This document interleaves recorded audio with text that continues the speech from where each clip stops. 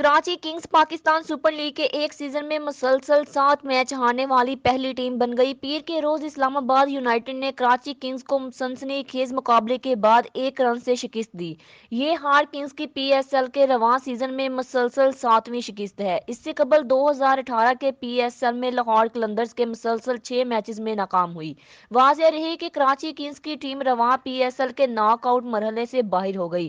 یاد رہے کہ گزشتہ روز پاکستان سپر لیگ 7 کے سنسنی خیز مقابلے کے بعد کراچی کنگز کی ٹیم اسلام آباد یونائیٹڈ کے ہاتھوں 1 رن کے شکست کے بعد پلے آف مرحلے سے باہر ہو گئی۔ اسلام آباد یونائیٹڈ کے 192 رنز کے ہدف کے تعاقب میں کراچی کنگز کی ٹیم 190 رنز بنا سکی۔ کیپٹن بابر اعظم تو متاثر کن کارکردگی نہ دکھا سکے، تاہم شرجیل خان نے 44 رنز کی اننگز کھیل کر ٹیم کے سکور میں اضافہ کیا۔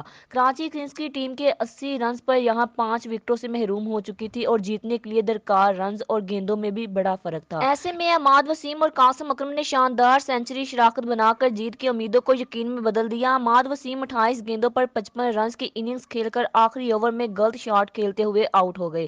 ایسے وقت پر یہاں کراچی کنگز کو جیت کے لیے 4 گیندوں پر 4 رنز درکار تھے۔ ایسے میں اسلام آباد یونائیٹڈ کے وقاص مقصود نے 2 وکٹیں لیں اور آخری گیند پر رن آؤٹ کرکے ٹیم کو 1 رن سے جیت دلوا دی۔